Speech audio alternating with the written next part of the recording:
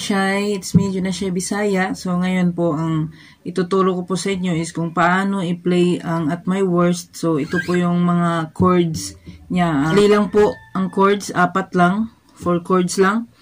So paulit-ulit lang po ang mga chords hanggang sa matapos po ang kanta. So una is chords po muna ang ituturo ko sa inyo. So ito po yung mga chords, C,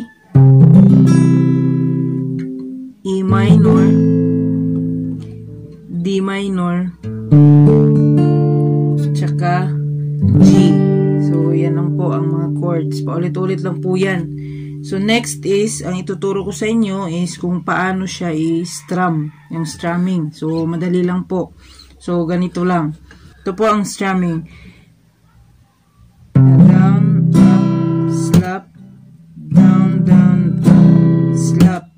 Then down, up, slap, down, down, up, slap, down, up, slap, down, down, up, slap, down, up, slap, down, down, up, slap. So, ang yung pang slap po is ito, yung thumb, yung bone po dito. So, pero pwede rin naman po kayong hindi mag-slap kung hindi nyo po kaya. So, ganito po. Down, up, down, down, up, down, up, down, down, up, down, up, down, down, up, down, up, down, down, up. So, ayan. So, ganito po. Pag C, i-ano nyo po itong ika-5th string. Ganito. 5th, isa lang po. 5th, up, 5th, 5th, up, 5th pa rin po, 5th.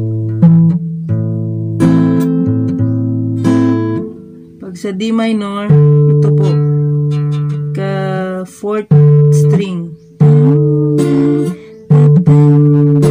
G, dito sa ika-16. Ganito po, yun, pag may slap na. Can I call you baby? Can you be my friend? Can you be my lover until the very end? Let me show you love.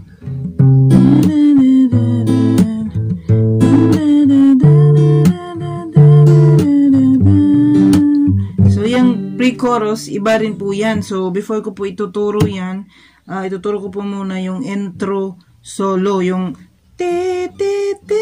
yung ganon. So, una, bibilang po tayo na yung sa fret lang po para madali. 1, 2, 3, 4, 5, 6, 7, 8. So, dito tayo sa ika-8 fret. Sa first string po, sa first string lang po lahat. So, ito po, 8. Ito po, dapat ganito yon.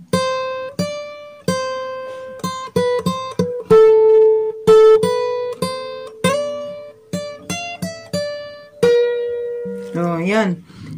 8 and 8, 7, below 7, 7, 8, 5, 7, 8, 10. Tapos isa pa sa 10. 10. 13. 13. 12. 10. 12. Yung last na 12 is sa second string na yun. So, ganito. Yan nyo.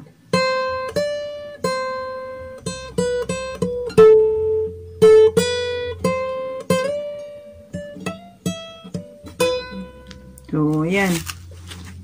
Yung sa pre-chorus ko pala is madali lang. C rin, tapos isang bagsakan lang.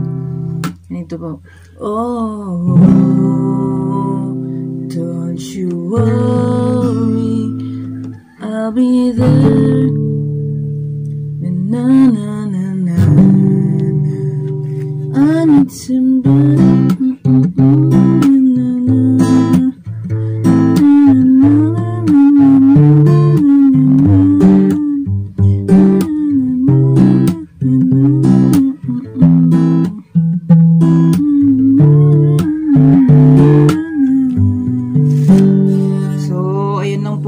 napakadali lang po talaga.